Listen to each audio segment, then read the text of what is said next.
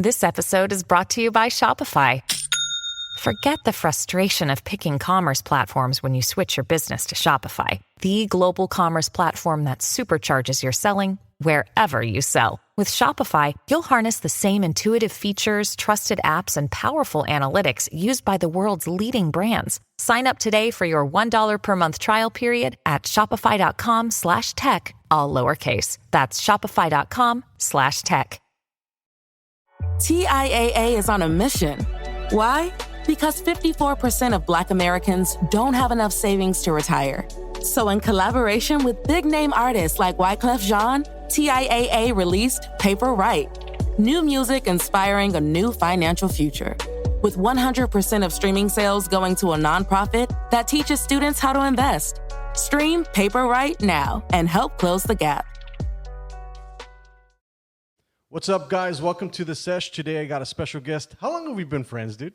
Man, probably since we first went on retreat. Yeah, how long ago? I was trying to remember that, dude. I do not remember the date, but I remember the whole experience. It's been 10 years, I think. 10 years? Wow. Yeah, probably. Jeez, yeah. Time passes by so fast. Yeah, dude. yeah. So kind of introduce yourself. Let everybody know what you do, man. Yeah, Daniel Galvan. Thanks for having me, man. I am a commercial real estate professional based here in McAllen. We do a little bit of everything. Commercial, residential, development, property management. Born and raised from the Valley, been here my whole life. So I'm a Valley guy, and so that's me, man. Yeah, I wanted to touch base with you because I've been super fascinated with the real estate game, dude. Like a buddy of mine paid for the services to become a real estate, and I jumped in there for the first maybe 4 or 5 modules, and I was like, I don't think this is something that I want to do. Like, really have to be into something because I have like a OCD when it comes to certain things. Like, if I'm in it, I'm in it. Yeah. But I got in there and I was like, maybe this isn't something that I really want to pursue because at this point, getting into the real estate game is going to be expensive. It's going to be time consuming. And I just don't have the time for it. I'm still running a business. Like, can you kind of touch on? Yeah, I mean, so you're talking about getting licensed, yeah? Right, yeah. So getting I mean, it's a process for sure. I mean, there's classes and exams and stuff like that, and it can all be done online. But you have to really. I mean, but it takes time. You've got to sit there and do it, and next, and you're clicking those modules like you're saying, right? Yeah.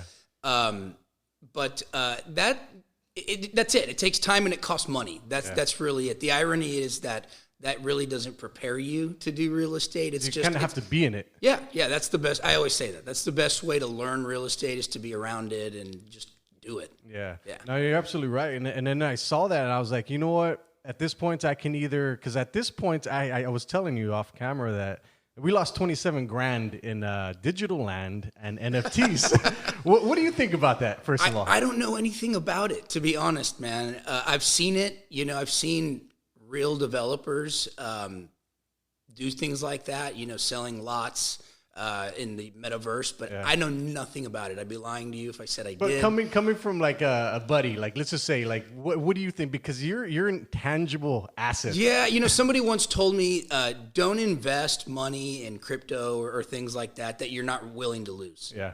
And so that's probably the approach I would take. Yeah. It's a gamble for me. For sure. Well, I guess that the $27,000 was my tuition to pay for learning. I mean, there you go. That's a good way to look at it. Yeah. Because you think about that, dude. It's like it was a promise of so much and so many people were making money. And then the crazy thing was there were just so many rug pulls. Like so many people just took everybody's money and just vanished. Yeah. But then Bitcoin on the other end kept doing what it does and worked flawlessly. So I was like, at this point, all right, let me become an investor in Bitcoin versus real estate. I missed the boat, man. I wish I would have gotten into Bitcoin. I have some really good friends. I know some real estate professionals that are successful crypto investors and successful real estate guys. They get the best of both worlds. Yeah, it's an interesting thing. Like, how do you view like the real estate, the commercial real estate, and then the housing, right? The housing markets, and then we got this new asset like Bitcoin in here. I love nothing more than hearing my buddies or my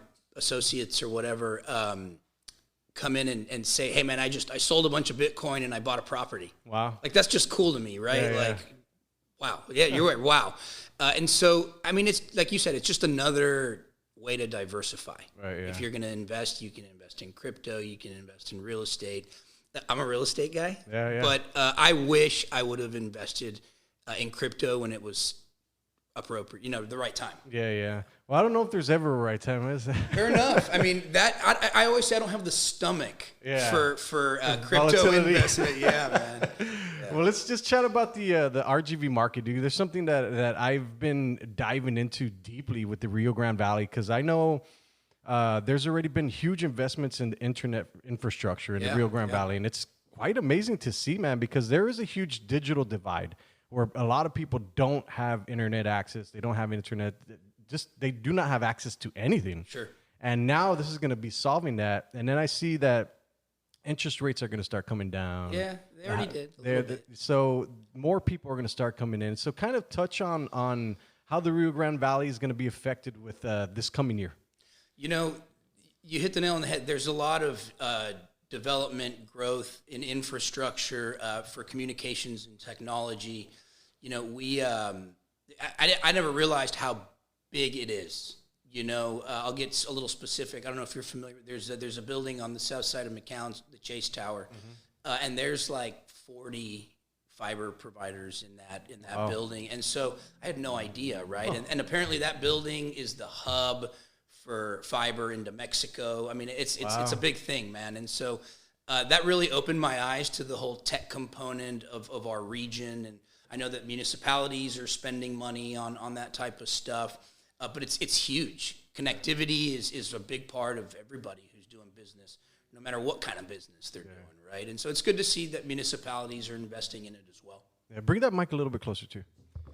So interestingly enough, the whole commercial space, I'm super interested in that, because there's obviously the commercial real estate and then the what is the residential? Yeah, so there's commercial and residential. Yeah. So I've been seeing so much construction lately everywhere. Like, what's going on? It's everywhere. Yeah, man. It's pretty impressive. It's incredible to watch. Somebody from the valley, to watch the region grow. There's development of all kinds going on. You see subdivisions. Yeah. You've got small strips coming out of the ground. You've got shopping centers that are in, design and permitting. You've got industrial. You've got retail. I mean, it's crazy. We haven't missed a beat. I heard that the Rio Grande Valley is kind of like its own little hub here, man. Is that true? We're really well insulated, man. Yeah, it's a pretty unique part of the country for a few different reasons. The rest of the country really feels recession, and we really we hold up pretty well while the rest of the country is in recession. At least I see it that way. Yeah. Why do you think that is? Well, because we've got Mexico to the south, right? They're a big part of our economy. And then we've got, winter Texans that come in every year, and we're very strategically located for import-export, and so all that stuff factors in. Yeah, it's a very interesting thing to see, man. Like, I just see so much development here, and I was chatting with somebody yesterday on Facebook, and he was like, for the older demographic, they're kind of like starting to be pushed out. Yeah. Do you see that? Can you kind of touch on that? Not here, but I mean, my in-laws just moved out of Austin because they couldn't take it anymore, right? And so metros like that where, I could see it, just because the growth is just insane, right? In places like Austin, I mean, I don't need to go into that, but I don't see it so much here. What I do see more of is property values pushing people out, right? It's the affordability is becoming a little bit more difficult because those home prices are higher. So if we were to get the perfect housing, the perfect housing price for the Rio Grande Valley, what would that frame be? I mean, I don't know. I mean, I that's a tough question to answer. I mean, I think, or maybe I'm asking it wrong. So when I started in this business, the median home price in like McAllen was $140,000. Yeah. Okay. Now it's probably, it's getting close to $200,000, right? And so that's big. Yeah, that's big. That's huge, man. And so that, just for some reference, I don't know that there is a perfect price. Yeah. The perfect price for me is less. Yeah, absolutely. I want to pay less, right? But so let's talk about the current state of the Rio Grande Valley commercial. Yeah, sure. Specifically, so touch on that, please. I mean, commercial real estate in the Valley is it's a great place to do commercial real estate, no matter what sector of that industry you're in. Are these buyers like from here, or they're from? Not anymore. Not anymore. I mean, back in the day, yeah, we were a little bit of a hidden gem, right? When I started in 07, 08. And so it was a hidden gem still, man. We were not on everybody's radar. Yeah. We're on everybody's radar now. And I mean nationally, right? And so, no, you see guys coming in from all over the country to do business here. And I say guys, I mean companies, individuals. If you were to like kind of give it a percentage, like what are the amounts of people that are coming from out of state versus the people that are in the Rio Grande Valley purchasing commercial? I mean, these days it's probably 50-50. Wow. Yeah. If not pretty close to it. Wow. Yeah. That's quite impressive. It is, yeah. And maybe I'm speaking for myself. Right. My business is 50-50. Yeah. 50% regional, 50%. And what do you attribute that to? Is it like because of Elon Musk is over here with SpaceX putting no it doubt, on the map? Elon's what he's doing in Brownsville and what SpaceX is doing over there is incredible. That's a big part of the growth down here for sure. Yeah. But I mean, that's one reason, right? We've got a big medical sector. It's growing. That's pretty incredible to see as well.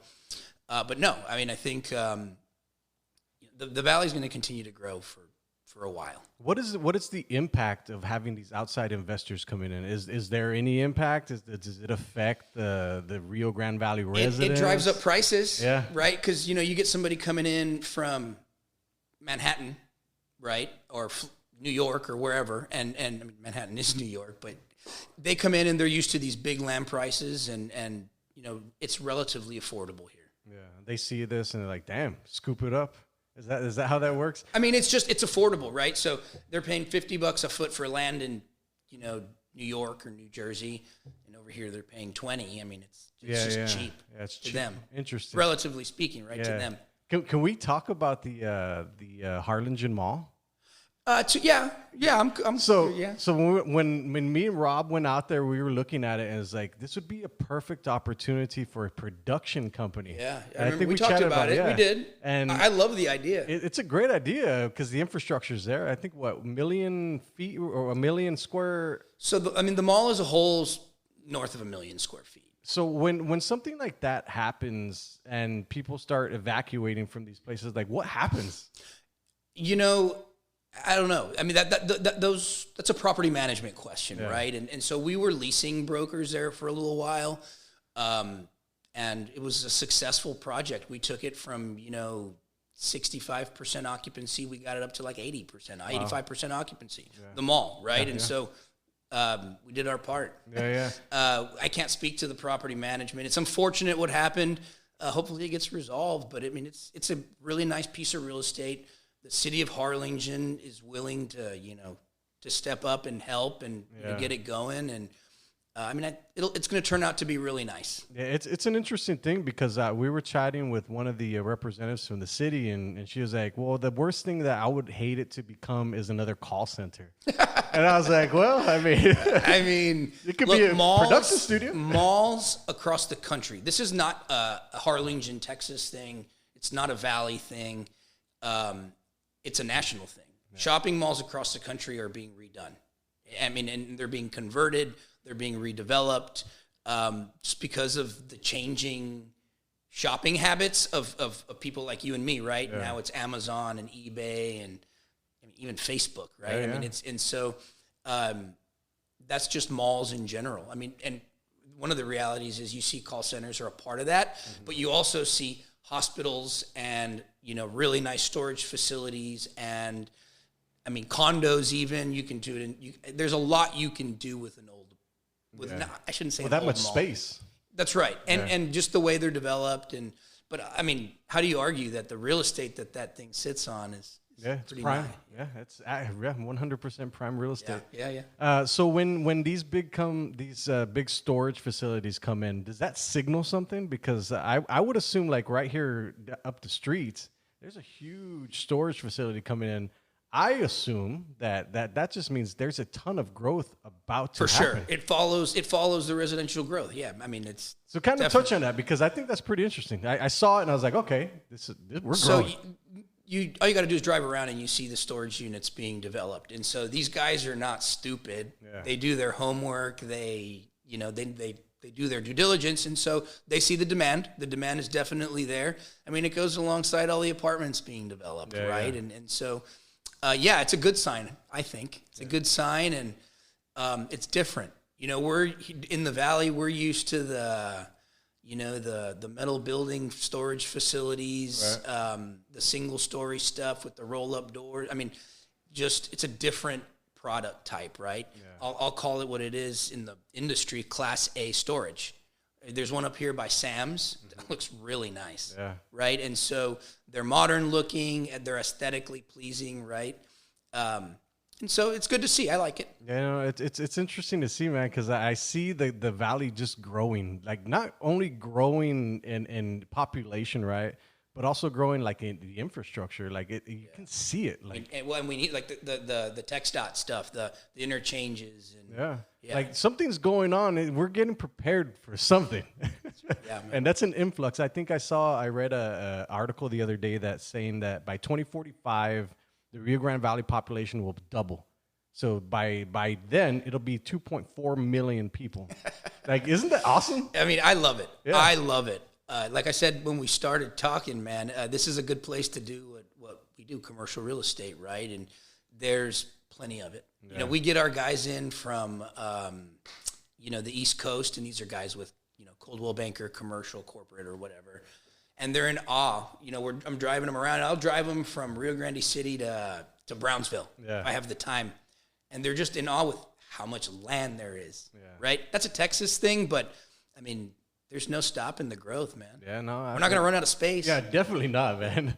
Can you kind of touch on that, though? Because the Rio Grande Valley is so wide, right? Yeah. And compared to, like, other cities where we got 1.2 million people, and then we got 1.4 million people coming back and forth from Mexico.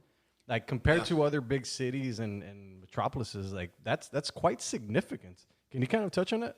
Yeah, I mean, it used to take an hour 15, an hour 30 to get from here to Brownsville, right? Yeah. I mean, that's my experience. I can get to Brownsville in 50 minutes now, man.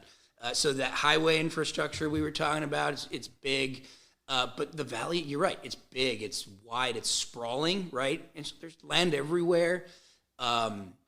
There's a lot of room for growth. That's a big part. I mentioned earlier, it's unique geographically. We've got awesome ranch land, right? We've got the coast. South Padre Island is incredible. Yeah. That growth is all, I mean, that's a whole, we could do an hour on that. That second causeway they're saying is coming in. Yeah, it's coming in. They're saying it is. Right? I mean, they said that before. But no, I think it's time. Yeah. And so, again, there's really the Valley, cities keep annexing land and stuff. It's pretty cool. So you sitting with all your experience in the back end, what trends do you see coming up, or what predictions can you predict that are going to be coming within the next year? Don't ask me for predictions. Within the next 5 years. I mean, it could be wrong. It could be right. But, I mean, what do you think's coming in within the next year, within the next 5 years, and then 10 years? Yeah, I mean, look, the growth, I think, will continue moderately. Like I said, the country right now, if you look at the country as a whole, commercial real estate numbers and statistics are in the negative, right? I mean, sales volumes are down, transaction volumes down on a national platform. Here regionally, it's pretty stable. I mean, we're step for step with last year, with 2022, right? Yeah. For 2023, and so I think the growth will continue. I think that this is not investment advice. For sure. But, I think it'll continue. But guys like me and guys like you, we just need to keep doing what we're doing and, just be patient with the markets. I mean, that's really all you can do, right? Because if you're jumping into this expecting something next week, that's not how this works. Yeah. That's right. Patience is, I always preach patience to our customers and our clients, and it goes a long way, but I mean, man, the Valley's a special place. We just need to hang around. Need to hang around. When you have these conversations with like these people from out of town, from like say Manhattan and stuff like that, like what do these conversations sound like? Like what are you all talking about specifically? Usually they're assets that they have in the region, right? And so they'll be single asset owners or multiple asset owners. And sometimes we're talking about leasing. Sometimes we're talking about an acquisition. Sometimes we're talking about property management. It depends. Yeah. But, there's no doubt, you asked about this earlier, there's no doubt that we are doing business with people from all over the country now. Yeah. It's interesting to see because the eyes are on the Rio Grande Valley. For sure, man. And they've been like that for a while. For sure. And eventually it's just going to get gobbled up by a lot of people. Yeah. Man, what happens to the people here? That's where we're at, man. I mean, there's people from everywhere. And there's institutional money coming in now. And I mean, so us Valley guys got to stick together. Yeah, I mean, that's a big part of it, man. Yeah, that's a big absolutely. part of it. So when we talk about these outside guys, let's talk about community involvement. Like, how can the community be, I guess, first responders to these things? Like, how do they get the first bites of this whole thing that's coming up? I mean, I think you've got to take what you've got, right? Most people that are here already have been a part of the Rio Grande Valley or have lived here for some time. And so stay true to the roots, man. That's it. Yeah. Shop local, as they say, right? Yeah. But I mean, like I said, the cat's out of the bag. Yeah. The cat's out of the bag. The Valley's it's a special place. It'll continue to grow. Our real estate prices are still relatively moderate when you look at the state and the country, right? But everybody's waiting for that next housing crash, and I don't think that's going to happen. No, you don't think so? No. Interesting. Not like 2008. Right, yeah. I don't think so. Yeah. But I've been wrong before. Yeah. It's an interesting thing to watch and to follow because, like, as far as like when I go into Bitcoin and the investments, like I'm watching the market all the time. For sure. It's a very interesting thing to see how all these even world economics, like they it's all a factor. It's all a factor. So can you kind of touch on that because I don't think like people really understand when we're getting into the real estate game or the investing game period. Like, what are the factors that they should be following? What are the factors they should be looking into? Yeah, I mean, we're just like you're watching, Bitcoin prices or whatever the data is that you're looking at. We're looking at data too, man. We're looking at rental rates. We're looking at interest rates, land prices per square foot. We're looking at construction costs. We're looking at insurance costs. Are you looking at that compared to everywhere else and the Rio Grande? Like, well, we have to look at the costs because all of that functions into how much money you're going to make on a real estate investment, right? Because a real estate investment is going to have what we call operating expenses, right? Taxes, insurance, depending on the asset type, right? Is it an office building or is it a piece of dirt? Determines maintenance, holding costs. Do I got to cut the grass? I got to, sprinklers, things like that, right? And so it varies by asset class, but yeah, I mean, I think that. Anyway, I lost my train. So let's stay on that because that's interesting. Because from the real estate investing where I wanted to go into to the Bitcoin, like the Bitcoin I see as an asset, right? Mm-hmm. Bitcoin doesn't have any of that stuff, right? So kind of touch on that because I'm digging in more and more and more. I was like, all right, it makes more sense. I mean, obviously it's a brand new asset, but I'm trying to do my due diligence because I did lose $27,000. So yeah, I mean, I think it's a risk thing, man. Yeah. And so how much risk are you willing to take on, right? Yeah. With real estate, there's a physical asset that is relatively stable, right? Mm-hmm. Bitcoin, a lot of ups and downs, right? Sure. I was talking about me not having the stomach for it. Yeah. A lot of ups and downs, a lot of volatility. Real estate's not like that, and so it's a little bit more low risk. Not all of it, right? Everything's got risk associated with it, but I think that it's a function of that. Okay. Like I said, I don't have the stomach for crypto investing. I like real estate. Yeah, but I think it's just because you've been in it for so long. No doubt, I'm definitely biased, man. Yeah. I'm definitely biased. Yeah, so kind of touch on that again because talk about the associated costs with that because I don't think people really understand like when you're going to jump into say, like a real estate investment. Sure, yeah. Kind of talk about it. Really does vary by asset class, man. And so what kind of asset classes are? So let's take an office building, right? Okay. I own an office building. It's got 6 tenants, and they're paying rent every month, right? A pretty typical income-producing piece of real estate, right? You pay the taxes and the insurance. That's where you start. But you've got to maintain that property, right? There's going to be common areas, which are spaces shared by the tenants, right? Parking areas, landscaping, hall, things like that. And so that has to be maintained. That's a landlord responsibility typically, right? So there's common area maintenance expenses, things like that. You're paying utility bills for the common areas. Sometimes people pay property managers. And so, yeah, there's expenses associated with income-producing real estate. Yeah. If you want to dumb it down, a piece of dirt. Hey, man, I'm buying a piece of real estate. I'm going to hold it for 5 years and let it increase in value. You got to pay the taxes on that. You got to maintain it. If it's 5 acres, you got to mow the 5 acres. You got to, things like that. Yeah, okay, I get you now. Okay.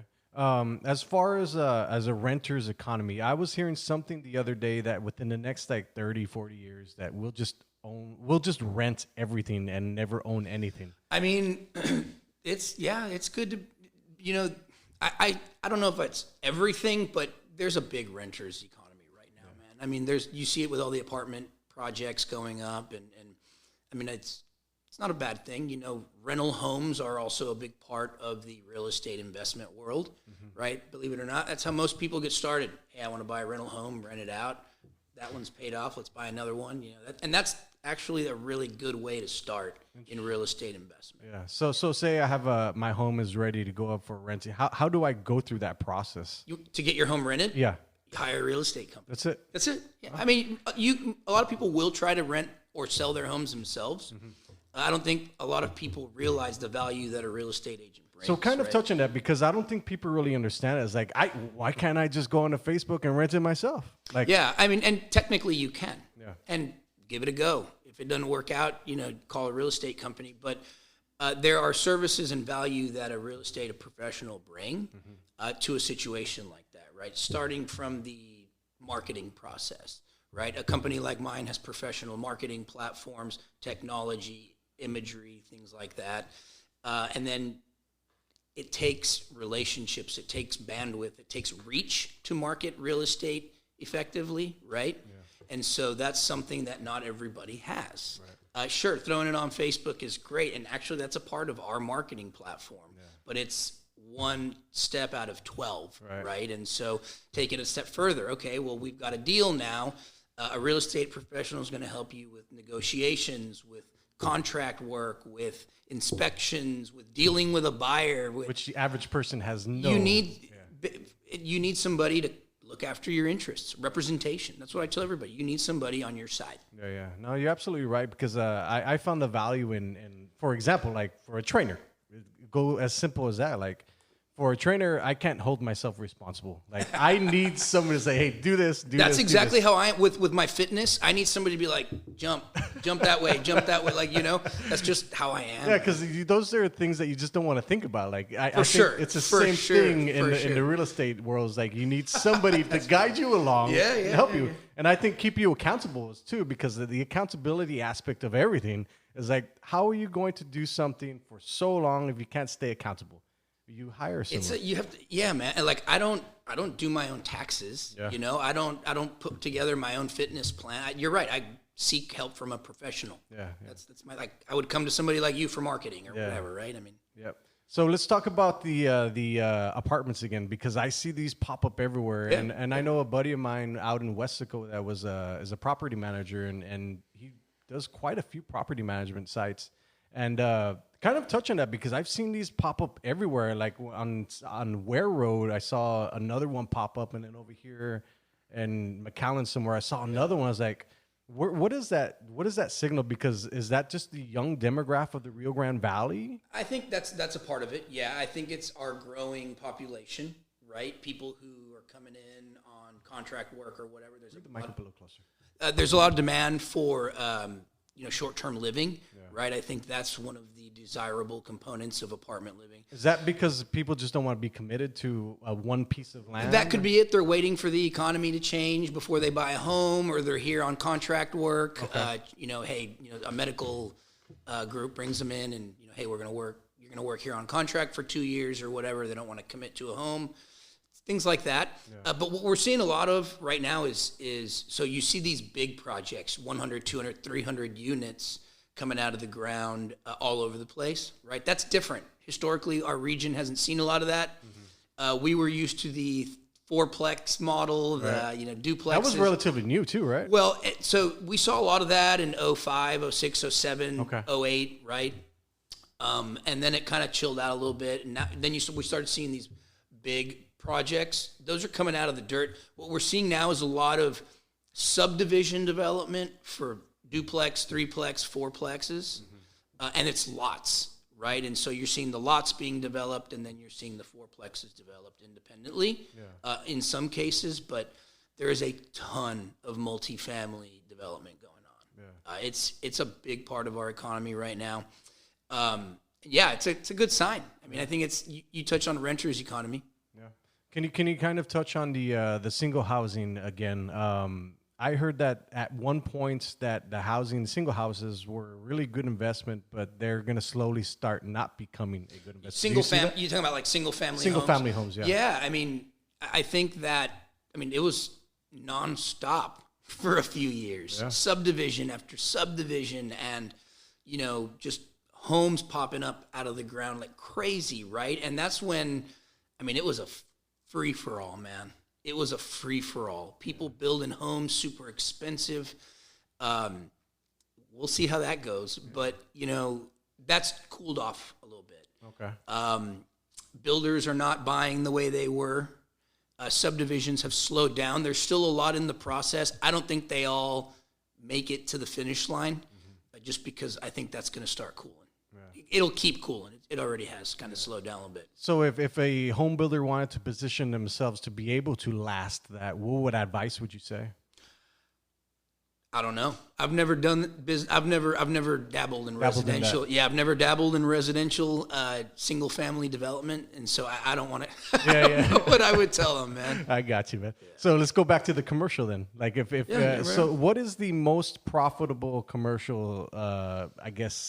Assets. Out there? If you're looking at margins, I like net lease development, man, and that's a pretty specialized sector of the. Can you explain it? Yeah, so net lease real estate development, you've got typically it's single tenant focused, right? And so it's ground lease or built to suit development, right? Okay. And typically there is a tenant in tow, some sort of retail organization, company, franchise concept, something like that, and you're effectively catering to their needs. You're going to develop a pad site for them or develop a building for them. We call that built to suit, right? And it's without getting too much into it, it's probably where your margins are the best. The best. They can be, at least if it's done right. But look, there is a lot of sectors of the real estate market or the real estate industry that are profitable. Mm-hmm. They all are, honestly, if they're done right. Correct. If they're done right, you make money doing whatever sector. If you like medical, industrial, you want to build apartments, you can still make money doing it. Yeah. You just have to do it right. I got you. So when these are built to suit or built to lease, whatever, when they're looking for these people that are going to come into this to be a tenant, what are they providing, like the information? Are they talking about like the population? Yeah, so that's what we do. So we do corporate real estate and site selection, right? So we work with brands like Dunkin', like Circle K, Tractor Supply. What are they looking for? Yeah, so they want data. Why should I open another store? And sometimes they have a need because they're already in the market, and so they see the demand already. And so, hey man, my store in Weslaco, they're blowing the roof off the place with sales. I need another one, that type of a deal. I got you. But new concepts to the market are looking for data. They're looking for sales of other retailers. They're looking for population data. They're looking for income data, traffic data, all that stuff. Yeah. It's a science, man. Yeah, absolutely. And that's what's interesting about what you do, man, because you have so much data on your back end. Well, and we have the best technology. We use AI in our industry all day, and I would invite you over to the office, man. Come check it out. It's called Placer AI, and so we're using cell phone tracking data to analyze real estate and projects. I mean, it's incredible. You got to come by. Yeah, I will, man, because I'm super fascinated with AI. I've been using it since I got a hold of ChatGPT in January. Yeah. I've used it for 2 to 3 hours a day, man. And it's interesting because at one point, I'm always looking for mentors, somebody to teach me something, and I couldn't find anybody, man. It's like nobody has time or nobody has the patience. And then I'm over here trying to learn as much as possible. Yeah, sure. So I want to soak up as much of their time as possible, right? So I was like, shit, with ChatGPT, I just literally clone them, and then I have them teach me specifically through ChatGPT. That's crazy, man. It's the most interesting thing, man. We use it a lot for our marketing. Yeah. And that's why I sent my 2 girls to your class the other. I mean, it was good stuff. They were really pumped up about it. And I mean, we use ChatGPT a lot. Yeah. Now, right? It took a little bit of there was a little bit of a learning curve for us, but we use it a lot in our marketing. But the way we use it for our research and stuff, I mean, it's literally helped us make deals on the spot. So touch on that, because that's why I use it the most. I use it as a research assistant. Like I'm researching. It's completely different than Google. Yeah. Your research. This is your research assistant that is literally on demand, expert. Yes. In the car. I mean, sitting in the wall. So yeah, I'll give you an example. We use this cell phone tracking data to track visits, right? And so this Walmart is getting 5 million visitors a year. So there's 5 million people going through the doors of that Walmart every year. That Bank of America is the second most visited Bank of America in the country. Wow. Right? And so using that intelligence, we can evaluate a piece of real estate. And so I have clients who say, man, when a Walmart has more than 4 million visits and we're across the street, we crush it. Wow. That makes sense? Yeah, and so absolutely. We're using that data and that intel to make decisions. Wow. And so it's pretty cool stuff. In the other industries that you're in, are other people using AI? I hope not. I mean, the cat's out of the bag now, right? I mean, giving away trade secrets. No, I mean, it's available to most people, but honestly, it's pretty expensive stuff. Yeah. And we're lucky to have corporate backup, and so they give us a lot of good tech. Yeah. In addition to AI, I mean, our research technology and stuff is second to none. Yeah. Let's talk about social media now. You said you all use it as part of your marketing. Yeah. Kind of touch on how you all use it for your marketing. I mean, we're putting everything from property availabilities out there to announcing sold deal or closed deals, right? We sign a deal with one of our guys like 7 Brew. Mm-hmm. We'll put it on, hey, 7 Brew coming soon, that type of a thing. Yeah, yeah. We put market data out there, and so a little bit of everything. But we're actively working to kind of fine-tune and hone all that. Yeah. That's why I sent my girls to your... Yeah, I think it's one of the most interesting things, man, because I've been talking about this. I think I even talked to you about it back when we were in the Axe Retreats. I think I remember talking about some social media at that point. Shit, man. And that was a long-ass time ago. Long fucking time. I've been doing that since then, dude, and you're slowly starting to see people use it more, right? Yeah, man. I dropped the ball for a long time with social media. Neglected it, didn't use it at all. And then took the plunge, hired a full-time professional for social media, man.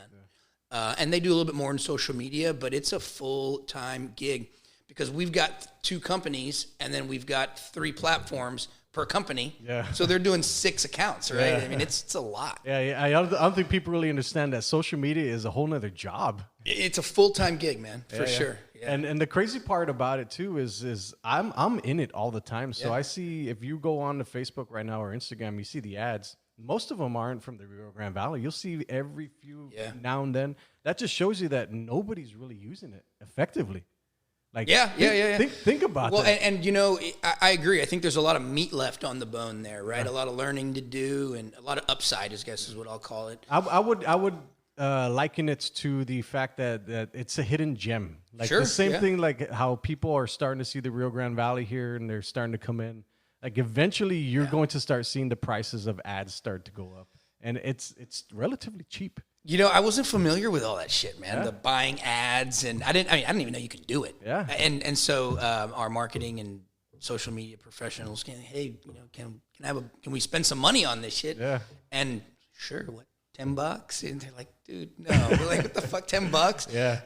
But so now we're investing in it and spending some money, and I mean, the goal for us with social media is we want to be. I'm not trying to lead. It's a part of it, but I don't realistically expect to put a shopping center deal on social media and find a buyer. Yeah. Right. People don't buy $5 million pieces of real estate by shopping on social media. You'd be surprised. Well, and you know what? You're right. because I do have some pretty good social media real estate success stories. Yeah. Kind of touch on those, all right, because fair enough. I love hearing these. I'll keep I've got an agent who's real big on social media, and posted a ranch that he was selling on Instagram, $1 million ranch, and a buyer hit him up on Instagram, and he sold it. $1 million ranch. Crazy, huh? Yeah. Crazy. It's insane the reach and the power that social media has. Because I always talk about this too. Is like, if you have beautiful content marketing, like for example, it's got to look nice, right? Yeah. Let's just keep that, right.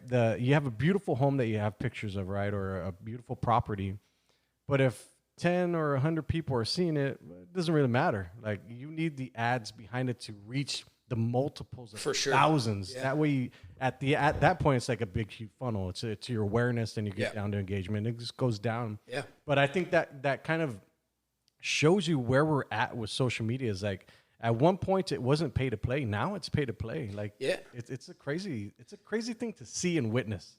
Like, I lived through it. I'm like I said, I'm still learning, man. Yeah. There's a lot to it. I mean, there's platforms that I don't even know, like, that we haven't tapped into, right? Yeah. Google is one that we're working on, getting better at. But there's others. Well, I'll tell you this. Like, we're not on Twitter. Yeah. Should I be on Twitter? I'll tell you this. Your customers, if you're selling in the Rio Grande Valley, they're on Facebook and Instagram. That's it. Period. All right. Period. And the great thing about that is, if you're advertising on Facebook and Instagram, it's one platform. So you don't have to go and spend more money on Twitter. You don't have to go spend more money on LinkedIn. You don't have to go spend more money on Google. And one of the craziest parts is, if you use Google My Business, it's the exact same thing as Facebook. You're posting your pictures, you're putting your description. Yeah. But it works better because you can directly call an agent. I think we have that.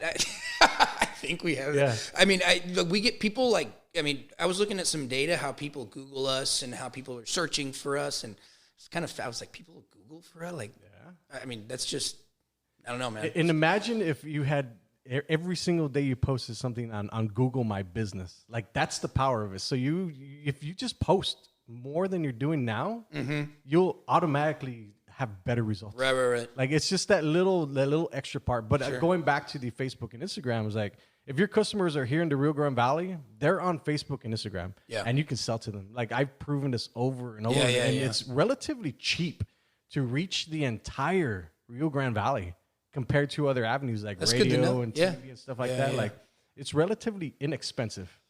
I find that fascinating because you can literally reach the whole Rio Grande Valley. Yeah. Anybody that has a phone, boom, you're on there. Facebook, it's crazy. Yeah, man. That's again, we're learning every day, wanting to do more on social media and stuff. And shit, maybe that's a conversation we have. Open up your money to go to Facebook and Instagram advertising. Well, we worked in some social media stuff into our budget this year. But do more. All right. Because I guarantee you, the person that spends the most to acquire the customer is going to. And the crazy part too is, as you just stay in front of their face all the time. Yeah, and then eventually, that's the idea, man. Is just to stay in front of them with good content, like we were talking about. It's got to be good stuff. Yeah. And we don't put everything we do on social media. Yeah, definitely not. You can't. Yeah. That's not to say, it doesn't. Social media, we're relatively selective with what we're putting out there for the audience to see. And touching on that, I don't think people really understand, especially if you're a business, like the digitization of the Rio Grande Valley business sector is going to start coming online.